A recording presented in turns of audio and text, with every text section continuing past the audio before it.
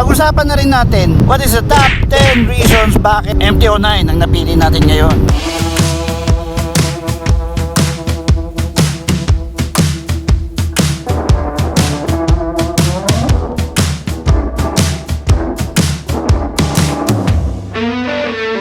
Bakit ko nga ba binenta si V-Lane? Dahil mas maraming motor, alam ko mas maganda sa kanya. Pero with his price point and technology, doon ako lumamang.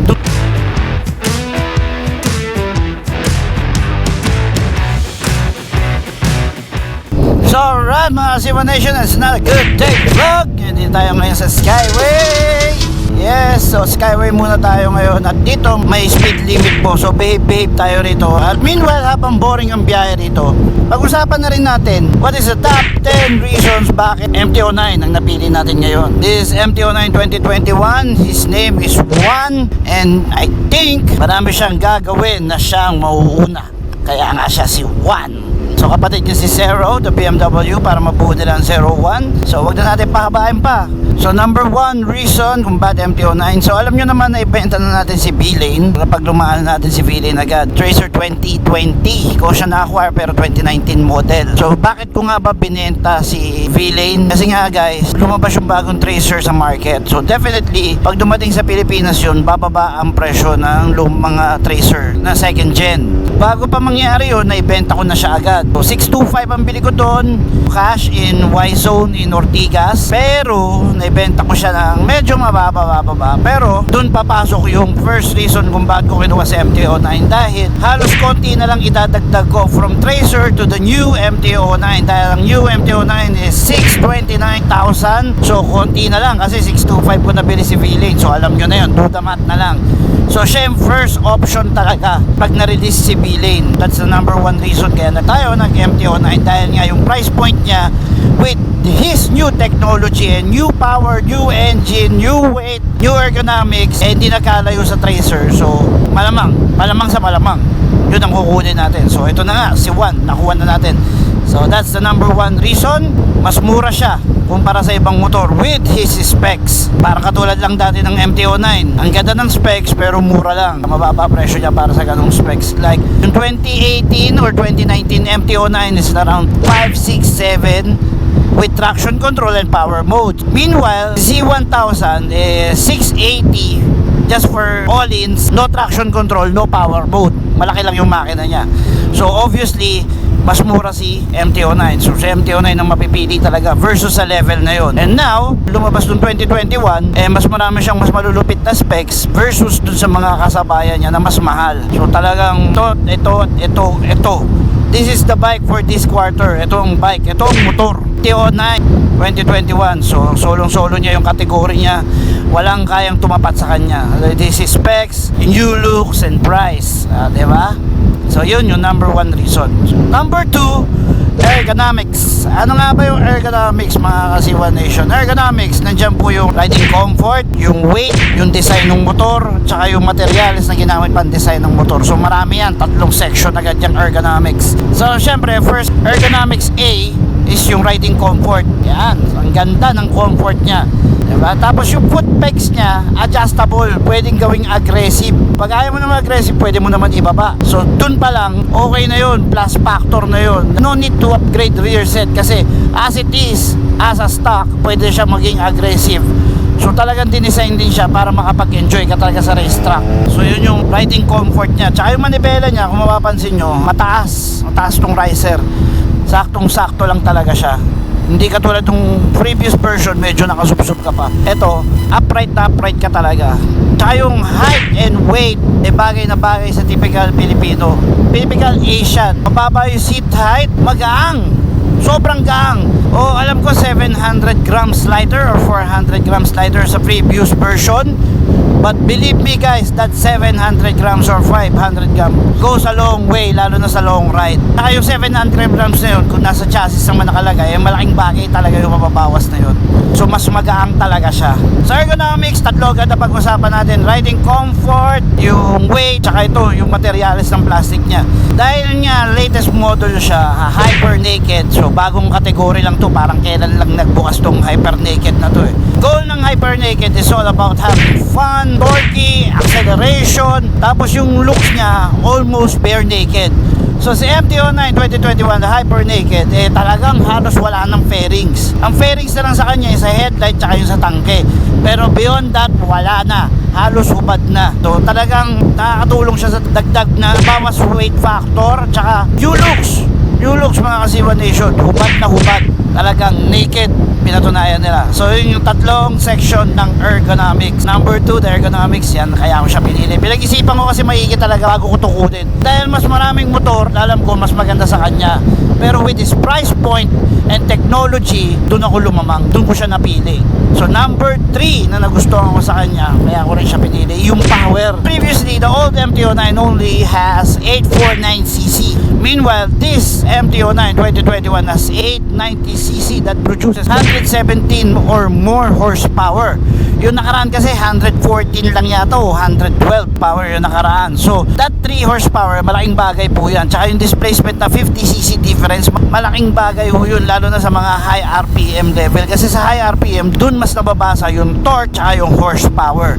So kung mas mabilis mag high RPM yung motor mo, talagang mas matulin yan. Kasi isipin mo, versus C1000 pagdating yung third gear, bumababa yung RPM niya. Meanwhile, sa MT-09, mabilis umahon, kaya na-reach na agad yung sweet spot nung engine niya. Pag na-reach niya yung sweet spot nung engine niya, pagpiga mo talagang bumubulusok yan. Pag bumaba siya ng 3,000, sweet spot niya is around 6,000. Lalo na, napakalakas na front end torque nito. Malakas yung front end torque nito, so talagang matulin siya. Iba po yung mabilis sa matulin ha. Yung mabilis po yun yung mga nagti-300. Yun ang perception ko. Ang matulin, yun yung mga biglang sumisibat, yung mga biglang nawawala. So malalakas ang torque ng matutulin. So yun yung power difference nila. Even though matorque din naman yung dating MT-09, pero dinagdagan pa natin ng extra. Kaya mas lalong lumakas. Papunta tayo sa pang-apat na nagustuhan ko sa kanya. Dahil dun sa torque niya na yun, dinagyan siya ng quick shift and auto blip. Before, the old MT-09 only has quick shift. Quick shift po, pataas lang po yun. So okay din yun. Ang ginagawa ng quick shift, kahit di ka bumitaw ng accelerator, kumambyo ka lang ng kumambyo, katulad nito. Tingnan, magbabago yung gearing ko Baba natin ng third gear. Ayan, third gear tayo, pansinin nyo Hindi ako pipindot ng clutch, pero upshift ako. Yan yung quick shift without releasing the throttle. Kasi yung iba, pag nirelease mo yung throttle, yun yung clutchless shifting. Pero ito, quick shift to. Electronically gumagana to, not by skill. Kasi ang clutchless shifting is gumagana by skill. Third gear, tignan nyo 4, 5, 6. Diba? 6 gear na tayo. So yan po yung quick shift niya. Which is meron din sa nakarang MT-09. Pero pinagkaiba nila ngayon, yung quick shift nito mas smooth. Mas smooth pa kaysa gumamit ka ng clutch. So sobrang smooth, matutuwa kang gamitin ng gamitin. So yun yung quick shift. Second, yung auto blip. Ito yung auto blip, ito yung mamaw. Ito yung the best para sa quartering. Kasi sa corner, minsan pag namreno ka, tumatayo ang motor at kailangan mo ng preno sa likod. Pag namreno ka naman sa likod, nawawalan ka ng traction. So anong the best way is yung engine para mag free rolling pa rin yung motor. Walang pumipigil sa gulong. Pero yung engine mo, ini-slow yung makina mo, yung buong motor. So pag slow down mo, mas madali mo makukuha yung curve. Pag nagkamali ka kasi, pag pinreno mo, tatayo ang motor, harap or likod. Unlike sa engine brake, itatayo ang motor kasi hindi naman pinipreno ang gulong. So yun yung maganda sa auto blip. And also auto blip works by interrupting the firing mechanism ng spark plug. So pag nasense nga ng computer yan, stop ka muna para pumasok yung gearing. Difference lang sa auto blip ay kailangan mong bitawan yung throttle. Sa upshift, kailangan naka-throttle ka. Auto blip, kailangan bitawan yung throttle. Okay, so pakita ko sa inyo, one hand ako, 6 gear tayo mga Kasiwa Nation. Kung nakikita nyo, mag-auto blip tayo. Papakita ko sa inyo paano gumana ang auto blip. Kuha lang tayo ng tuwid. Okay, 6 gear, bibitawan natin. 1, 2, 3. Kita nyo? Nagpapawas siya mag-isa. So yun mga Kasiwa Nation, nakita nyo kung paano gumagana yung downshift. Subukan ulit natin, pakita ko sa inyo. From 6 gear, release ng gas, then downshift. Tapakan nyo lang. Diba? Third gear agad. Sobrang smooth nung upshift and downshift niya. Mas masarap pa siyang gamitin kaysa wag kang mag-clutch. Mas smooth pa siya sa naka-clutch. So yun yung number 4 reason kung ba't ko kinuha tong MT-09. Dahil nga yung technology yun. Ang lupit nun. No need to use clutch pag nagkakambyo ka. So kaya mo siyang gawing automatic. Especially with this torque. Yung torque nito malakas. Unlimited torque. So there goes our number 5. So number 5 natin pag-uusapan is yung torque ng MT-09. Kaya ako rin siya kinuha. Well, yung dating MT-09 is matorque na, pero ito mas malakas ang torque nito. At ang ginagustuhan ko sa torque na to ay mas maganda yung pagkaka-deliver, mas linear. Lahat ng gears meron na. Unlike nung dating MT-09, pagdating ng 6 gear, medyo patay. Medyo nagcha-chop yung engine. Meanwhile, sa bagong MT-09, kahit erekta ko siya ng 6 gear at bitawan yung clutch, aandar pa rin siya. Eh, bababa natin to ulit ng 30 kph. Alam ko nakita nyo na to. Pero from second gear, erekta natin siya ng 6 gear. Pero hindi siya magcha-chop yung makina. Madadrive ko pa rin. So kung gusto mong mag-automatic, kaya ng MT-09. Yan, no? Napakatamad ng motor na to. Siguro kaya rin nilagyan ng cruise control kasi kayang-kaya niya eh, oh. So from 6 gear, one hand, wala na akong pakiram. Babaan ko, kaya ko na mag-automatic. Babaan ko hanggang 30 kph, 40, kaya niya pa rin umahon. So yan yung torque na sinasabi ko. From 6 gear kaya niyang atakin. Yan, that's number 5 reason. Yung torque niya kakaiba. So pang-anim na nagustuhan natin dito, at saktong-sakto lang siya sa number 6 dahil ang pangalan nung nagustuhan natin dito sa kanya is yung technology niya, and it's called the 6-axis IMU. Yun, no? Bagong-bago yun. Actually, matagal na nag-i-exist yung 6-axis IMU na yan sa mga MotoGP. Ginagamit na yan, tsaka sa mga super bikes. Pero this time, parang isa yata to sa first na magkaroon sa mga naked, bukod sa Ducati at sa ibang European bike. Pero ito, base sa pagkakaalam ko, parang ito yung first na may 6-axis IMU na magaang, mura at mabilis. So ano nga ba ang 6-axis IMU? Yan po yung 6 sense ng motor. Kung ang tao merong hearing, merong taste, merong seeing, merong feeling, yung 6 feelings na yun, yung 6 sense, meron nun din ang motor ngayon dahil doon sa 6-axis IMU niya. So ano nga bang ginagawa ng mga axis na yan? So increases the awareness of your bike, especially when you're braking para sa ABS, when you're cornering and braking para sa cornering ABS, anti-wheelie para sa sobrang lakas ng torque nito, at slide control. So sobrang lupit nito. May traction control siya, pero this time yung isa niyang traction control ay pang slide. So lahat yun nasisense ng computer. If natingin niya ay dumulas yung rear tire mo while cornering, papatayin niya yung throttle para bumalik yung kapit sa gulong. Pag napansin niyang nag-wheelie ka dahil hindi na gumugulong yung gulong mo sa unahan dahil may sensor yan, ika-cut off niya yan. So ganun siya ka-safe. Pag naramdaman niyang yung preno mo medyo nagfe-fail na, yung ABS makikialam. So ganun ka-safe tong motor na to. Ganun karami yung technology na nilagay sa kanya. Alam ko nag-i-exist lang yan sa motor ng Yamaha na R1. Pag Yamaha ka, alam ko R1 lang ang meron yan. Alam ko ang R6 wala pa, not sure. Pero binigyan nila ang MT-09 ng ganun, which translates to better riding experience. Lalo na yung motor na to sinadya to parang pangwalwalan, parang laruan, para ampayin mo, pasirkusin mo, kaya niya. Ngayon, how to put safety mechanism on that? Kasi nga delikado yung mga ganung motor. So lagyan mo na 6-axis IMU tsaka yung mga technology niya. Ganun kalupit yung technology nilagay ngayon dito sa MT-09. Latest. So that's the number 6 technology. So number 7 na nagustuhan ko sa kanya is the sound, the engine sound itself. Sabi nga doon sa brochure, sabi rin ng Yamaha when they launched this is the first time na naipag-collaborate sila sa mga sound engineer to create a better sound in your stock exhaust. Well, true enough, yung stock exhaust niya, pag pinaandar nyo po, para kayo naka-slip on. So ganun siya kaganda. So parang sa iba, no need to replace the full system. Pero medyo boring dahil hindi pa rin siya tunog macho katulad ng gusto mo. So yung akin, ang ginawa ko, even though na maganda yun yung stock, dahil nga ginastusan nila yan, may research and development na yan, at isa yun sa features ng motor na yun, eh hindi ako napakali. Diritan ko agad ang full system. And true enough, when replaced, iba yung naging tunog niya. Iba yung na-project na sound ng V-Lane exhaust dun sa MT-09. Malupit. Almost tunog inline 4 na siya at mga bass. Kasi yung dating MT-09, na lumayas ng tracer yun, at biyasang-biyasa ako sa tunog ng 3-cylinder na yan dahil karoon ako ng tracer at matagal sa akin yan, nagpapalit-palit ako ng exhaust. Iba-iba talaga na nasubukan ko. Kabisado ko yung difference ng sound quality nila. So from the get-go, masasabi ko malaki talaga ang pinagbago ng engine sound ng MT-09 na bago. Dahil ito, same muffler, same full system, pero different engine. Pag kinarga mo ng R11, yung dating MT-09 or Tracer, medyo may punit sa dulo. Meanwhile, sa bagong MT-09, wala. Talagang buong-buo yung tunog niya. So ganun kalupit yung sound na nabuo natin sa kanya.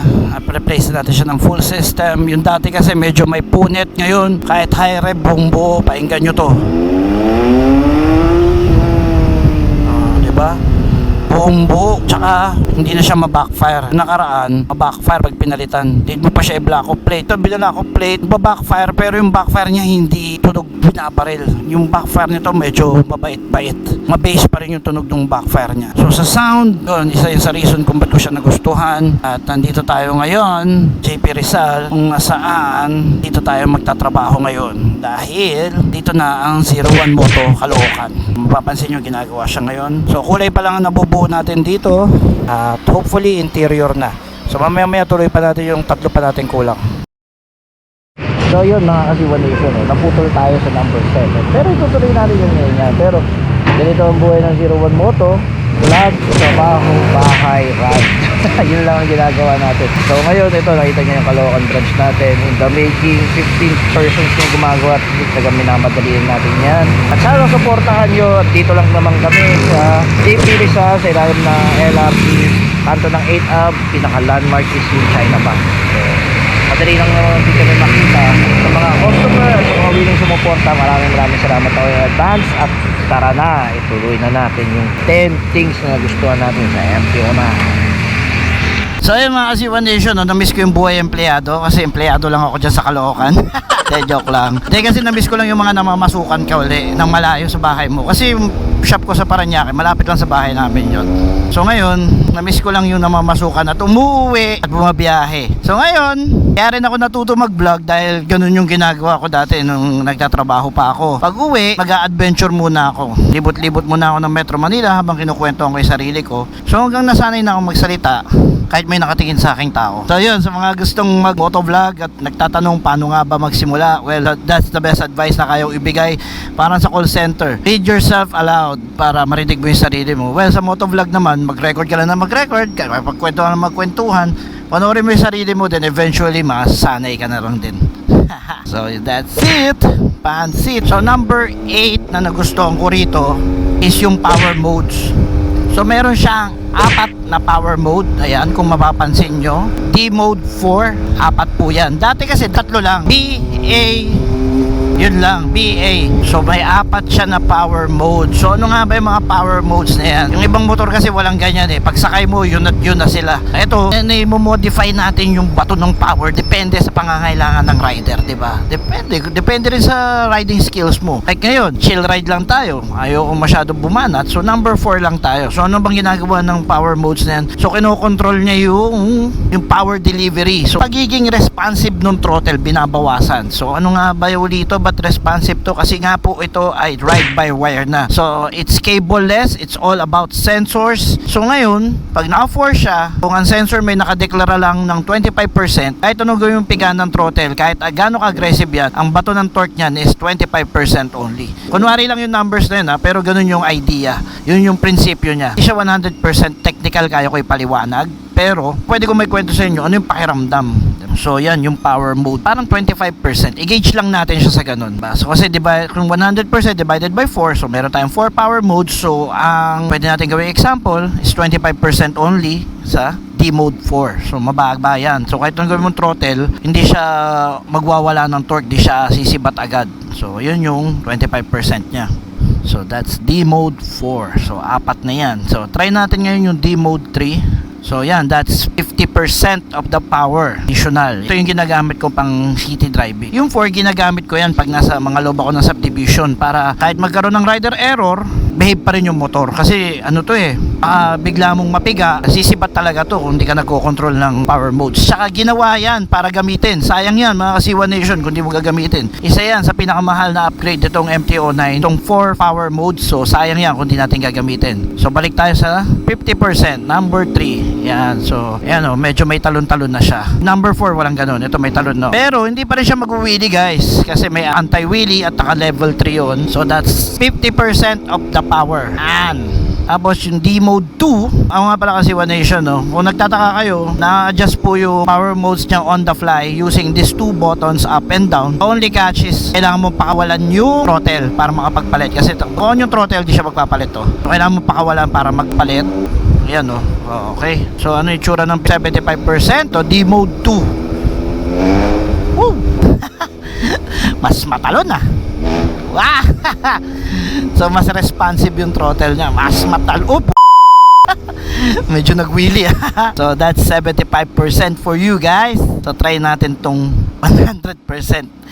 Ito yung Unleash the Dragon. Pero ito ginamit, kaalala ko nung first break-in ko rito sa Marilaki, ginamit ko to as D-Mode 1 habang lumiliko. Siyempre pag lumiliko ka sa Marilaki, full throttle mo na yon para kumapit. Pag full throttle ko, nag-wheelie up. Nagbigay siya ng baby wheelie. Naramdaman ko gumanon yung manibela. Kasi gumaang yung manibela dahil nawala ng traction. Dahil nga lahat ng inertia napunta lahat sa likod ba? So biglang throttle up. So ingat-ingat tayo sa throttle up. Biglang throttle pag naka D-Mode 1 tayo. Minor lang yung piga ako ng throttle kasi nga mahirap din bumakbak dito. Pero bigyan ko kayo ng konting example. Wah! Grabe. So yun yung 100% power. Nakita nyo? Nabigla ako. So kahit matagal-tagal ko na siyang ginagamit, nire-respeto natin yung power na yan at yan basta-basta pinapakawalan. At masyado siyang malakas, masyado siyang matalon. Woo! Bilis. Ayoko na, babawasan ko na. So balik tayo sa number 3 para makapagkwentuhan tayo. Ito yung pinaka-behave. So that's number 8. 4 na power modes. Yung dati kasi 3 lang ngayon 4 na. Isa sa basehan nila, mas lumakas yung makina, mas maganda yung fuel management system. So alam nila mas mabilis to. So dagdagan pa nila ng isa pang safe mode, yung number 4. Yun yung pinaka mas less responsive yung throttle. So guys, hindi po porket nagbawas kayo ng power mode so nagdagdag kayo lumalakas po yung makina. It's all the same from 1 to 4. Same po yung power niyan, same po yung top speed niya. May certain parameters lang yan to limit their torque or yung pulusok ng motor. So yung 4 binabawasan ng konti, 3 same as goes sa BMW. If naka road mode ka, yung first gear to third gear binawasan yung torque, pero it's all the same. So paano nila nagagawa yun? Syempre dito sa throttle by wire natin at sa malupit nating fuel management system. Kasi as it is yung makina, hindi na po magbabago yan. Pero ang kaya ho natin gawin is yung fuel management system dahil sa ECU, pwede hong ma-manage yun. Kasi as it is yung bore ng makina mo, yun na yun, hindi magbabago yun on the fly dahil sa technology, dahil it's an hardware. Pero yung technology nito, yung software na papatakbo ng ECU niya, fuel management system niya, yun yung nako-control sa power nito. Kasi iba kasi pag sinabing power, makina agad ang iniisip. Well, iba-iba po yan. See? Ganun pa rin siya kabilis, pero hindi siya ganun kasalbahe tumalon. So that's it for the power modes. Na-explain ko na siya sa inyo. Sa 8 na pinakagusto ko, kaya ako siya pinuha. Inaral ko nga Number 9. So nagustuhan ko rito, tutukan natin yung panel. Yan, ang ganda ng panel. Sa full TFT screen, diba? Hindi na siya digital, hindi na LED, kung ano pa man yan. TFT na yan. Tingnan nyo yung display, maganda. Readable siya. Kumpara dun sa nakaraan na medyo nakakalito kasi ang liit na nung screen, pare-parehas pa yung elements. Well, this time, maliit yung screen pero iba-iba yung elements, so madali mong ma-recognize. Nag-isipan nila yan, inaaral nila yan dahil nga kung maliit ang screen mo, dapat madaling ma-identify yung mga elements ito para maging effective siyang panel, diba? So maganda yung display unit niya.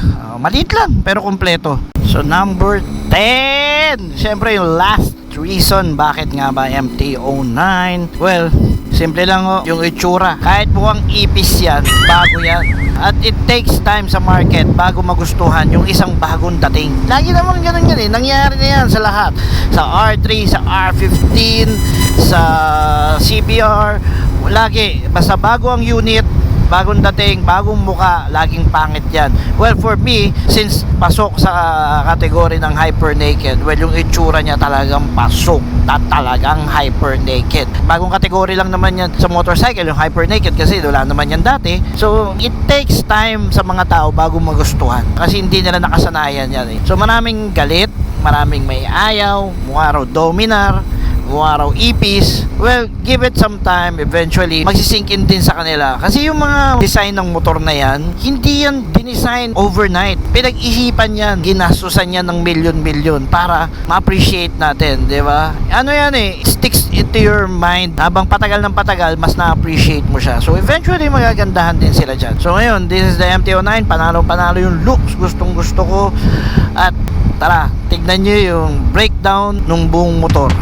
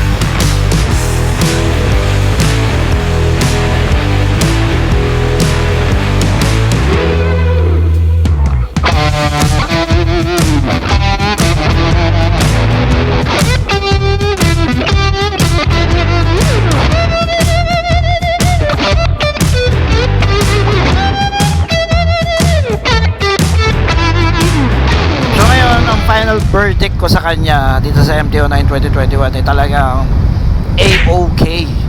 A-OK siya. Hindi ko pa siya mabibigyan ng full review kasi kinikilala ko pa siya eh. 2 weeks na nga siya. Actually, tumakbo na siya ng 2,000 kilometers bago ako nakapagbigay ng details sa inyo about this MT-09 kasi talagang kinikilala ko eh, dahil gustong gusto ko talaga itong motor na to dahil nga yung weight, power, yung price, yung technology, yung looks, diba? So lahat yun sums up na this is a great all-around bike. O, diba? Alam nyo ba mga C1 Nation, ba't ko nasabi yun? Kasi parang ngayon lang ako napagsabi na may all-around bike akong nahawakan. Kasi yung Tracer, si V-Lane, sabi ko hindi pwede pang city driving. Si CX-10R, sa racetrack lang pwede. Si Ducati, hindi rin pwede sa traffic. Si BMW, nahihirapan din ako. Si CP, medyo okay. It's just nakulang ang technology niya tsaka power niya. So yung mga motor na yan, lahat dinaanan ko. Hindi ko sila nabigyan ng score na all-around bike. Pwera lang yung MT-09 na luma. Hindi ko siya mabigyan ng score na all-around. Kasi nga yung sound niya naman pag naka-exhaust, masakit na sa tenga. Kakaiba. Hindi ko masyado nagustuhan yung tunog ng previous inline 3. Samantalang yung ngayon, mas maganda yung tunog. Mas magaang, mas madaling i-maneuver. Ang daming technology that can suits you in different riding habits, di ba? Kung city, bakbaka. Pag city driving, pwede mo siya ilagay ng mode 4, then pasok mo ng 6 gear. Nandito ako ngayon sa Skyway Stage 3, one hand, para akong na-automatic scooter. So kung pagod ka galing trabaho, pwede siya sa'yo dito. Ayan, may cruise control na ako. Diba? So yan yung city riding aspect niya. Yung Marilaki Canyon Run experience niya, yun naman siya kung paano ko siya ginamit sa Marilaki. Talagang naisagad ko rin, na-enjoy ko siya, yung torque niya, diba? Talagang sinadya siya. Lahat kasi ng MT na bikes ay sinadya para mag-enjoy ka. Talagang may kakaiba silang excitement na dala. It lived up to the hype nung ginamit ko siya sa Marilaki. So pwede siya pang Canyon Run, number 2. So number 3, pwede rin siya pang touring. Kasi ginamit ko rin to sa Ilocos. Nag-ride din kami sa Ilocos. Di ako nahirapan, di ako napagod dahil nga sa gaang niya. Tsaka sa power na kaya niya ibigay. Diba? Kayang-kaya ko humabol. Tsaka nung nandun kami sa Ilocos, na-testing ko na rin siya. How it performs under the rain. Kasi inulan kami ng inulan doon. Gamit na gamit ko siya ron. Lahat, hindi ako napagod. Ang gaang nung motor, ang daling imaneho. Tapos yung pang-apat, pwede siya sa racetrack. Tataas ko lang yung foot peg. Aggressive na siya uli. Tapos yung power niya, maganda talaga. Pwede siya pang-track. Hindi siya pwedeng sabihin mong pang-compete, level of compete. Kasi ang kategory nito, malamang 1,000cc na. Hindi to mananalo sa top speed, pero mananalo to sa torque. At kung gusto mo lang naman mag-enjoy sa racetrack, not to compete, but to enjoy or train yourself in a different mode, si MT-09, pasok. So yung apat na yun, pwede mo siyang gamitin ng walang kahirap-hirap. Bakit? Para natin, si BMW ba? Oo, kasi F9 pwede siya i-racetrack, pero it will not perform with your expectations dahil medyo may bagal nga si BMW F900R. Si Feeling the Tracer, sa tingin mo maganda siya city driving, di ba? Hindi. Si CX-10R maganda lang din sa racetrack pero mahirap city driving. Si Hyperstrada maganda lang siya sa Marilaki pero sa racetrack di siya maganda tsaka sa city driving. Pero si MT-09, yung apat na yun kaya niya i-fulfill. Kaya nga ang bilis ng Odo nito 2,000 na agad kasi mas gusto ko pang gamitin to kaysa dun sa Aerox NMAX Click at ATV ko. Diba, may apat tayo scooter, yun natin yung ginagamit natin pag paibot-ibot tayong Paranaque. Ngayon kahit pamalengke ginagamit ko to, so ginagamit ko rin siya, nilalagyan ko siya papasok ko ng trabaho. Nakita nyo naman, ito rin ang gamit ko kasi nga doon ko siya kayang bigyan very very very very good all-rounder bike. Kasi gamit na gamit siya sa akin. Yun yung pang-diing reason na natuklasan ko lang ngayon dahil ginamit ko na siya. Well, para sa lahat ng ginastos ko at lahat ng pinagdaanan ko, sulit na sulit tong motor na to. I really suggest na kung motorcycle enthusiast kayo, you should try MT-09 2021. Malupit. Hindi nga lang siya mananalo sa power. Oh, definitely hands down sa power, hindi tayo mananalo. Pero with the technology and the price point and yung fun factor dahil sa gaang niya, puro 99999. Oo. Ganon kaganda ang MT-09 2021. So that's it for this episode mga ka-Z1 Nation. Don't forget to like, share, and subscribe. And show some love and support dahil meron tayong sticker pack sa Shopee. At lagi nyo tatandaan, sa 01, kayo ang number 1. Bang, bang, bang, bang.